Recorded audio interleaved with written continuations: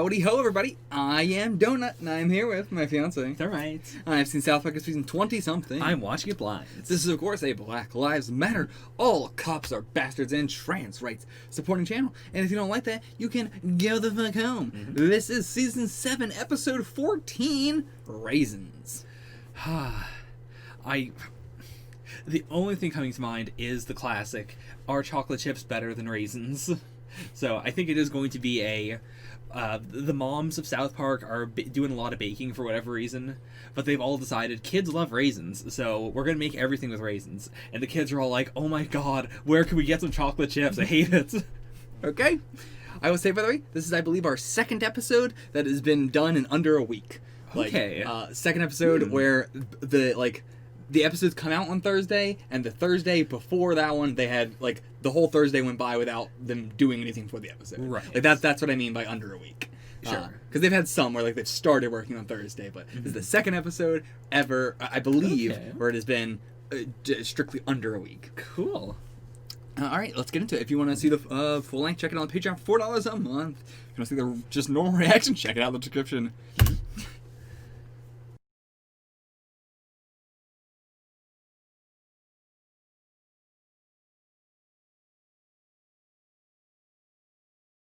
What would you rate the episode? Oh boy, 8 out of 10. Yeah, same. 8 out of 10.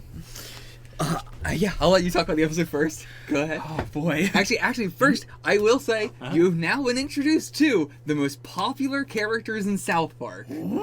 Legitimately, the goth kids are more popular than the boys. Really? In the fandom and everything. Oh, yeah. Damn. If you're looking up fan art of South Park and everything, if you just look up South Park fan art, you are going to be flooded with goth kid fan art. Probably before you'd be flooded with the boys or anything. Wow. Yeah, they are definitely the most fan art, the most fanfics, the most shipping, the most, everything fandom-wise is so centered around them. Well, I hope we see more of them, because, I mean, they're okay in this episode, but not, that good. Yeah. It was a mediocre introduction, but, yeah.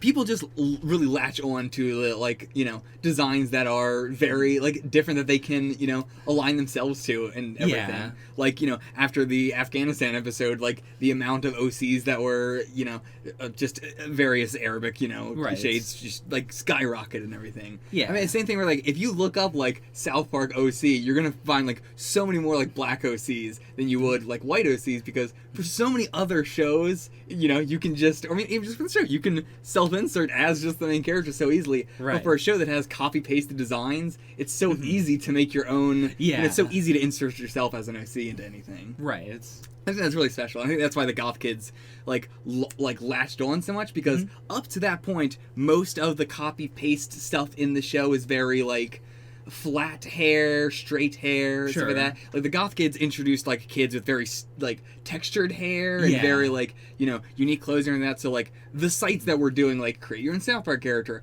after this episode boomed in people creating more assets that were this is how that's how this sort of thing could look in the South Park style. Yeah. It opened that up for so people. Cool. So yeah. The goth kids very popular, but also just the goth style is extremely popular in South Park. Yeah. I can see it. In the fandom, I mean. Not in the show. Sure. But yeah. I mean, I will say that it's not like they, become more popular than the boys in show or anything like that. Yeah. But, I see what you're saying. Yeah. But yeah, between them and the Raisins girls, there's some really strong designs this episode. Raisins girls also very fan favorites. People love the Raisins girls. Did you notice the trend with all the Raisin girls, their names? They all had sort of strippery names. Yeah, but specifically they're all car names. Oh, right. They're all car names, and they some of them switched them they were a different pronunciation, Porsche instead of Porsche. But yeah, that was their gimmick. I love once again when we got the Veal episode, that was I was oh, we're so close to Goth Stan. He was wearing all black with the black beanie and everything that. It was so close. So we just needed the Nevermore shirt. Goth Stan is such a look. Goth Stan's amazing. And I do love the goths, in the same way they are not perfect or anything. Like, they are not my goths. I don't stand these goths. I love these goths for being, like, really funny and hilarious and everything. But, like, yeah, it is the... I don't want to get too much because we've talked about it a lot in the South Park is gay, surprisingly. I talked a lot about punk and stuff. But to reiterate, like, yeah, I've always had a huge problem with that of not so much the goth or emo, because I haven't really been in that as much, but, like, punk is a huge problem with that of, like, the, you know, oh, we're all nonconformists and anarchists and, you know, fuck the government, fuck the system, fuck conformity. Meanwhile, if you don't know all these lyrics, if you're not listening to this band, if you're wearing bright colored shit instead of dark colored shit, that's not punk. And thank God we're finally in the era where that does not feel like that's the case anymore. I don't feel like I enter a punk, you know, scene and it's a lot of, like, just policing of identity and like how you look and, you know, what you do and all that shit. Now I feel like I enter a punk scene and I immediately hear a crowd of Nazi punks fuck off, and it's a much better scene now. I can't really say much about the goth scene or the emo scene. I don't know anything about that, actually. Like, I mean, I don't know anything about it now, you know? I only know about it from when I grew up and everything. Yeah, from the tangential connections I have to, like, you know, mostly, like, talking with people in, like, the goth scene and, you know, just, like, watching it from afar. It does seem like they still have the 10-year rule of every 10 years, a bunch of new people come in, they don't know the old stuff, and everyone's like, oh, you suck. And then 5 years after that, everyone's like, yeah, this is the new shit. It's fine. I feel like when I was growing up, there was a lot of, like, there's the goths and the emo, and it was probably, like, this came out around 2003 or 4, I believe, so it might have been a little bit after that this is, like, what I'm thinking. I'm thinking of, like, a little bit, I don't know. Anyway, where there was goth and emo, and then that sort of split off into scene kids, who were, like, basically the exact same as goth and emo kids, but it was, like, it was a goth word for poser. Like, you know, you're a skater, or you're a poser. Like, you're not actually into the ideals of, like, skating, like why we skate, the anti-authorityness of skating and everything like that. The you know, fuck you to the man and that, and just, like, way more about the aesthetics of it. Like, Supreme is, like, skating poser. Like, it's not like it's actually about, like, the aesthetics, or sorry, it's just about the aesthetics. Whereas, like, that's what, like, scene kids was. It was like, you don't embody the ideals of goth or the ideals of emo, you just embody the aesthetic of it, and whether that be like literally aesthetic or mentally aesthetic, like, you know, you don't actually, you know, abide by these, like these goth kids, they're aesthetically goth. They don't actually hold any of their nonconformist beliefs, they just say it. And I think I like the distinction there. I mean, this episode is very anti-goth in general. Like, just they hated goths in this episode. I mean, but later in the show, they were like, oh, I guess our entire audience loved the goths. I guess we should, you know, not do that then. Seems like a constant thing in the show of introduce something in a, like, everybody's gonna hate this, they're gonna laugh along with us, and then everybody loves it, and they go, oh, we did like them too. We weren't making fun of them. Oh boy. It's a classic. But what do you think about the raisin stuff? Boy, I really love the consistency of it. Like, the formula of how the Raisins girls act is consistent throughout the episode. There is no twist. Like, a lot of times South Park will do here's a subculture, here's, like, a group, and then halfway through the episode they do the big, like, by the way, what we said before isn't quite true. Here's, you know, how they're really shitty. But you were expecting Butter's dad to stab her with a fork and goo to come out? Oh, yeah. But they were unbelievably consistent. And, like, it becomes more and more clear over the episode, but it doesn't, like, retcon anything. I agree. I think that is... I really like it. There's a fear when you're watching any South Park episode that the villain's just gonna be turned into goo. You know? There's just a fear that they don't have a real end. And so, it's great when something's actually consistent and they don't just have to cop out at the end. And I do appreciate the absurdism of, like, Raisins seemingly being run entirely by grade school girls. And, like, there's one bouncer guy. That bouncer guy's great. But, like, how does the restaurant work? I mean, they're extremely competent. They are. It's a good restaurant. So they're booming in business. Yeah, and it is like, they have like you shouldn't be objectifying yourself with this, but honestly, Raisins is not really objectifying them in any way Not sexually. really. Like, other than the name Raisins, nothing is like sexual about Raisins. Yeah. It is all just the like, like rent-a-girlfriend sort of thing. Yeah. Instead of like a actual like Hooters restaurant. Like it is closer to the maid cafe aesthetic, if anything. Yeah, it definitely is. Yeah, like it is the like you should like they're going to take advantage of you if you don't realize this. But it feels like the intent is you go there and the girls don't like you, but you want to see the girls having fun and flirting with you and stuff, and then you enjoy that, then you leave. Yeah. Yeah, it is way more that aesthetic than a Yeah. Hooters aesthetic. You're right. We just don't really have anything like that over here in the U.S. But yeah, I mean, we all like again we touch on like you shouldn't be doing this because it's objectifying your body and things like that. Even though we have had an episode of the show already that has done the jobs or prostitution. Right. Like all jobs are prostitution. Yeah. Every job is honestly like a construction worker is selling their body way more than a sex worker is. Yeah. Like it's ridiculous to consider that a sex work to be considered. And I'm talking about sex work. Hooters isn't even sex work, but to the extreme, like construction workers definitely selling your body for absolutely no money to a greasy pimp man. 100% agree. Yeah, but yeah, I mean, whether it be stripping, Hooters, sex work, whatever it be, it's all valid. Absolutely do it. Make your money however you make your money. Right. And there's no ethical consumption under capitalism, and there's no ethical like working as a just part-time or as a worker of something in capitalism. Being the owner of a business is entirely different from being a person like Big Tobacco from last episode. Working at Big Tobacco is much different from being a CEO of Big Tobacco or something like that. Like, there's no like ethical being able to work under capitalism anyway. So saying like, oh, you shouldn't be doing this because it's objectifying women's bodies and everything like that, it's like it doesn't fucking matter. It's gonna be anyway. Make your money. Yeah. In that way. I'm not saying make your money in any way possible, but that is a totally valid way to be making your money. It's harming nobody. And I don't think I have anything else to say about that side of things, like sex work and all that sort of shit. Big agree. Big agree. What do you think about the Stan and Wendy stuff? Oh boy, I wish they'd gone a little harder into the Stan has not interacted with Wendy for like 3 seasons now. Yeah, it's been so long. Like, I think like that's a good premise, and I 100% am happy that Wendy broke up with him. But it feels like it doesn't feel like it's about that. Yeah, they touched on it very briefly, and then it was just okay, now we're going to do a big Stan breakup. And he said, I haven't talked to her in 3 weeks, which has been like 3 episodes, as opposed to I haven't talked to her in like 4 years. Yeah. Like our time. But like that's how South Park treats time. South Park treats time as if every episode is a week. Yeah. Pretty much. So it's weird that they say like, oh, I've talked to her in 3 weeks, and it's been seasons. Like the last time they really interacted was Baby's Boobs Destroy Society, which they weren't. They brought up they hadn't been talking a long time in that episode, and that wasn't even that was like last season. It's so long. Yeah, I mean, I'm happy she's also a token because they're both like the smart kid. They both have like it feels like they would get along. We haven't really seen that much, but I hope the series is consistent about it.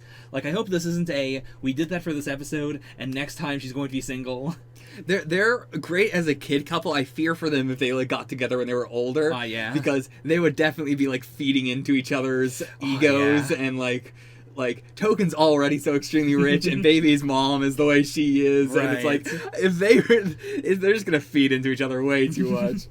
But honestly, I would rather see that than it's interesting. Yeah, than have her go back to Stan and have it be okay, I guess I'll see you in 3 more seasons. Yeah.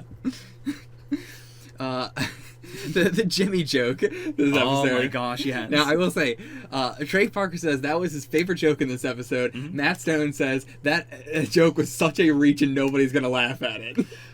Hard to disagree. It's better because it's a reach. Yeah. It's such a, like, as soon as they said it, it was like, well, this is such a non-normal sentence that, okay, I see what the joke is. Yeah, I looked at a lot of the trivia. Powerful. I looked at a lot of trivia before going into the episode. And so I was curious, like, watching the episode, I was like, is it going to feel like a stretch? And it doesn't feel like a stretch. Yeah. I can see why, because from behind the scenes, they spent a long time trying to figure out. Like, they were like, okay, we want Jimmy to call her cunt. Like, what is the sentence going to be to make that work? Yeah. And they spent a long time on that. And that's why Matt's like, nobody's gonna laugh at this. It's such a stretch. We spent like 2 hours on this joke. Right. And Trey's like, this is the best joke. What are you talking about? And I do agree. I think that was like the best joke of the episode. I love the joke of all the goth kids sitting in Benny's eating. It's so weird that it is Benny's, because South Park does just, the name brand constantly. There was a bunch of stuff in this episode that was like that. Like, instead of Skinny Puppy, they did Skippy Puppy for one of the posters. It's weird. Yeah. But either way, shit, what was I saying? Oh, the goth kids drinking coffee at Penny's just like constantly the entire time. Yeah.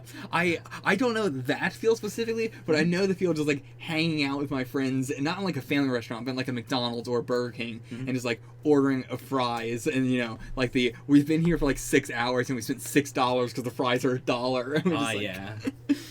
Or a lot, of course, like, ordering weed and just waiting at a restaurant while I'm just, eating something. And just knowing that everybody there is staring at me like, how long is this guy going to be here? I know why he's here. I don't think there's anywhere here that does, like, unlimited coffee, unless it's, like, a sit-down restaurant. And so I've definitely had that feeling. I definitely hate the feeling of, I'm going to keep on buying coffees because I need to acknowledge that I'm still here. Yeah.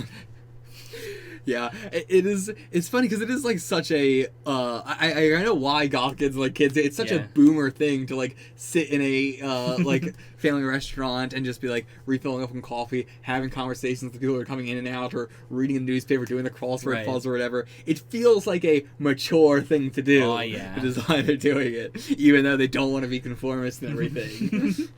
There's so much like that in the punk community too, of like, we don't want to be conformist or like, or capitalist, like all this other stuff, but we're going to do something extremely like that because it makes us seem more mature or whatever. It's like, that's the opposite point. I'm so mad at this.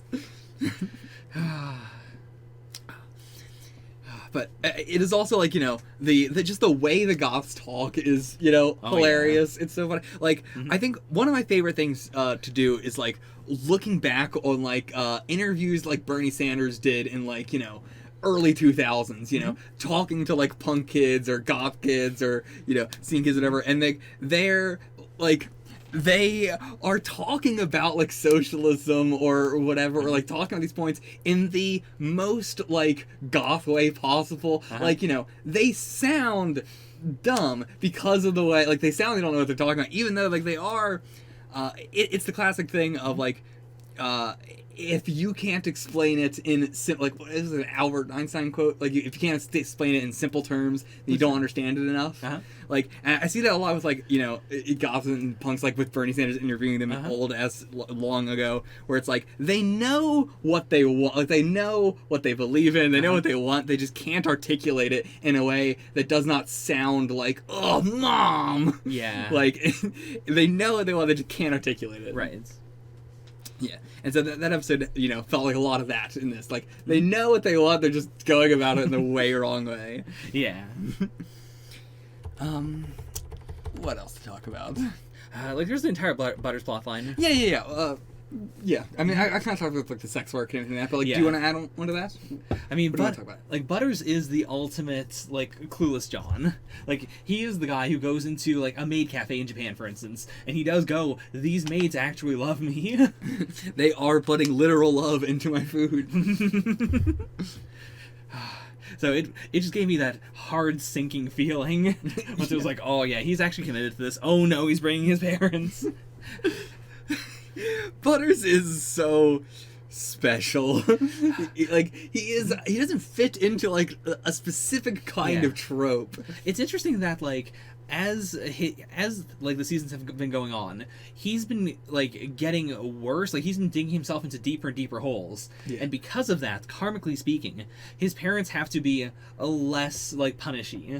Like, they haven't done a really hard, we're going to beat you upside the head in a long time. Because it has been a like, he's dug himself into a deep enough hole. We just need to be here to get him out of jail or to tell him this doesn't make any sense. Like, they're still doing like bets behind his back, whether he's gay or not, and everything. they're not good Oh people. yeah, but like that's the level we have to bring them down. Like we have to bring them down quite a bit from like how extremely terrible they were at the beginning. Because Butters, it's just we can't have that anymore. Butters is getting himself into those situations. And I like this balance a lot more because like they still get to be awful. Yeah. But now we have the full force of Butters. Yeah. He's such a powerful force of nature by himself. He doesn't need any help. He does not. Oh, Butters. There's so much going on in the Raisins restaurant, too. Yeah. Like, tons of assets, which is crazy because, again, this whole episode was done a week before it aired. Seriously. So, yeah. Like, they had the idea for Raisins for a couple weeks, but they weren't, like, they were like, we want to do a thing where it's, like, a Hooters, but it's, like, little girls, but we don't know, like, what to do. Like, we don't know a plot to do around that.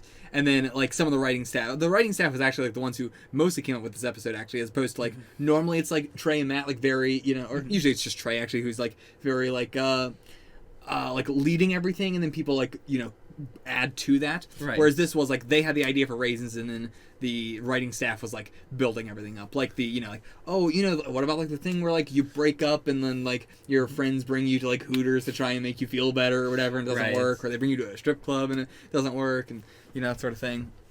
But so, props for, again, I think some of the best episodes are always the ones where they are doing them so quick to the deadline, which is why that's South Park's thing they do always now. Have we ever seen Benny's before? I don't believe so, but we might have. Yeah, because I could see some of this being actually, I think we probably did when they were they all came here to tell Carmen that he was not in the friend group anymore. They thought it was gonna be right. They thought they were gonna say it was Butters, but like, all right, Carmen, you're no longer one of the friends. Like, at the very least, the couches are familiar. Like, if that was a different restaurant, then they could have reused the couches. Yeah, might have reused the assets at least, but this table we've seen before. Yeah. Also, I just love how distinct all the goths are. Like, we have the kindergartner goth, we have assumingly they're all, like, fourth grader goths, we assume. Yeah.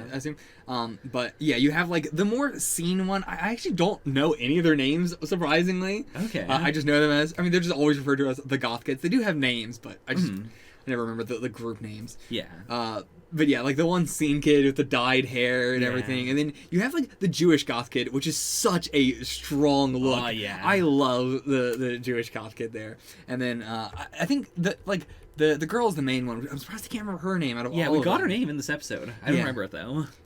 But yeah, she's like probably the main one out of all of them, and I absolutely love her. I stan her to death. She is so good. She's great. I love the whole mom thing and everything. And yeah, I fully was like, oh yeah, Butt Out is the episode where the goths are introduced and everything. Not the case. But yeah, I fully believe that because I was like, oh yeah, they're the ones who like smoke and drink and that. I really like conflated this episode and the other episode for, half the same time. But then once I remember, like, oh yeah, the Raisins episode, like that was the other plot line going on with the goth stuff. But yeah. Very, two very A and B plot sort of things going on in the aesthetics. Like, it's so tied together, but when we cut between the two, it's like the goth aesthetic and the Hooters aesthetic or Raisins aesthetic are so vastly different. It's such a perfect combo because of how distinct they are. Yeah. Also, the goths are literally smoking in the exact same place the boys were smoking last episode, which is, again, why I thought that, I conflated the two.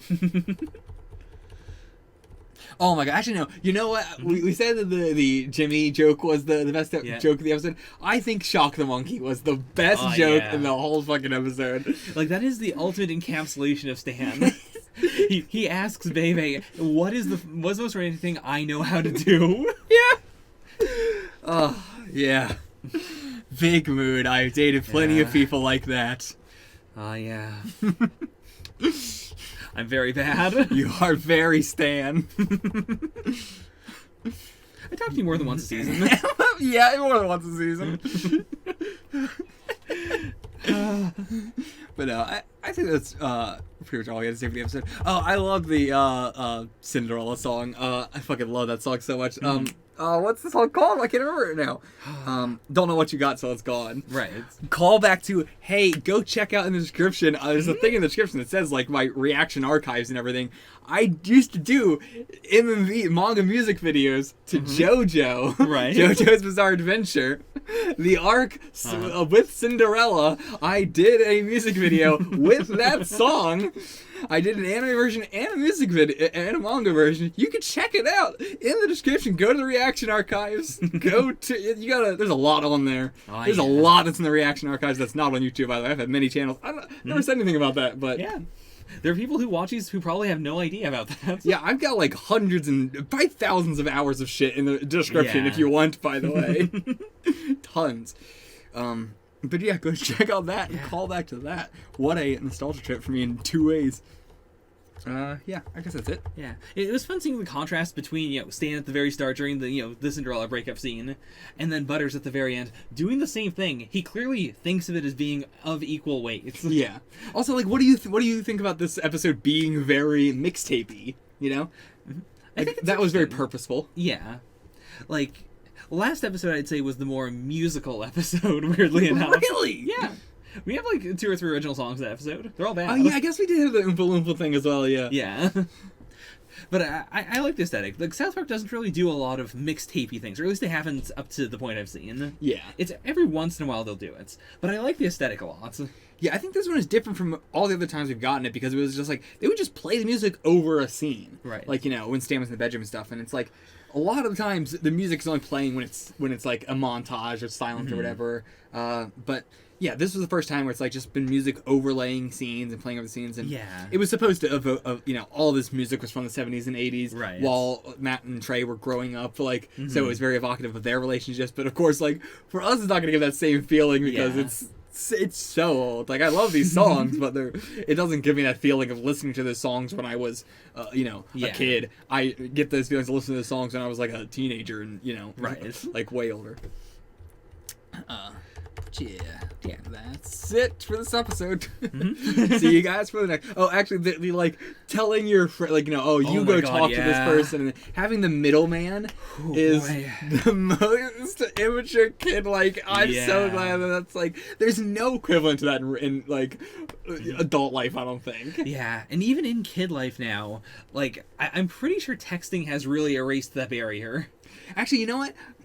Social media is the middleman now. Right. Social media is you're right. You just make a tweet that's super passive aggressive, and it's like you're just telling it to a friend, and that friend is going to tell them because social media is going to alert that person. Yeah. Yeah, but that is kind of the adult, thing we have now. Because adults definitely still do that. Oh boy, it bothers me when I'm on Twitter and I see 3 tweets from the same person, and they're not talking about anyone, they're not adding anyone, but it's very clear, like, they want a certain person to respond, and people are responding down below, and there's like, sigh. Yeah, or the classic Facebook thing from when I was growing up of like, oh man, I wish I just had, where's all the... I can't think of a specific thing that somebody would say, but or like, oh, why are all guys jerks? And then like the nice guy coming and they're like, oh, me, and like, oh, well, not you. And it's like, well, why'd you make this post at all? Like, you know what you mean. Yeah. Don't make the post. Like, that shit just eggs on the Butters of the world and everything. Oh yeah. So, I think that's it for this episode. I think so. I've already looked up the trivia and everything, so no extra trivia for this episode. All right. See you guys for the next one, the finale of this season, which is... It's Christmas in Canada. Oh! It's Christmas in Canada. So close. And guess what? It is indeed Christmas in Canada. It's like December 20th as the time of recording this. Till then, get the fuck out of here.